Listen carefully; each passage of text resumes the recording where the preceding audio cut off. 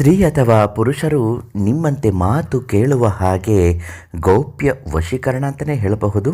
ಈ ತಂತ್ರವನ್ನು ಮಾಡಿ ನೋಡಿ. ಖಂಡಿತವಾಗಿಯೂ ಯಾವುದೇ ಸಮಸ್ಯೆಗಳು ಇಲ್ಲದೆ ಪರಿಹಾರ ಅನ್ನುವುದು ಆಗುತ್ತದೆ.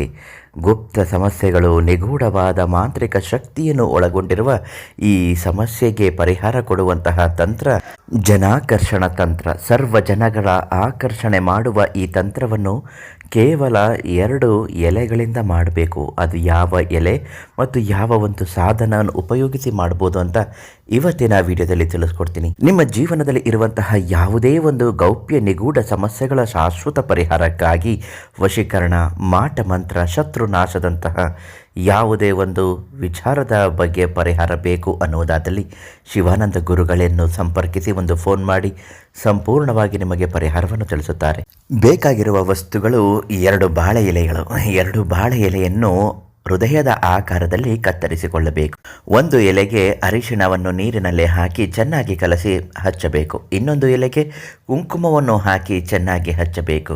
2ರ ಮಧ್ಯದಲ್ಲಿ ಕಪ್ಪು ಕಾಡಿಗೆಯನ್ನು ತೆಗೆದುಕೊಂಡು ಬಂದು ನಿಮ್ಮ ಹೆಸರನ್ನು ಬರಿಬೇಕು. ಇನ್ನೊಂದರಲ್ಲಿ ಅವರ ಹೆಸರನ್ನು ಬರಿಬೇಕು. ಅರಿಶಿಣದ ಬಾಳೆ ಎಲೆಯ ಮೇಲೆ ಸ್ತ್ರೀಯ ಸಂಕೇತವಾಗಿರಬೇಕು. ಕುಂಕುಮದ ಬಾಳೆ ಎಲೆ ಮೇಲೆ ಪುರುಷರ ಸಂಕೇತವಾಗಿರಬೇಕು. 2 ಎಲೆಗಳನ್ನು ಪರಸ್ಪರ ಒಟ್ಟಿಗೆ ಇಟ್ಟು ಕಪ್ಪು ದಾರದಲ್ಲಿ ಬಿಗಿಯಾಗಿ ಕಟ್ಟಿ ಅದನ್ನು ಅವರ ಮನೆ ಹತ್ತಿರ ಇರುವಂತಹ ಯಾವುದಾದ್ರೂ ಒಂದು ಹೂವಿನ ಗಿಡದ ಬುಡಕ್ಕೆ ಬಿಗಿಯಾಗಿ ಗಂಟು ಹಾಕಿ ಕಟ್ಟಿಬಿಡಿ.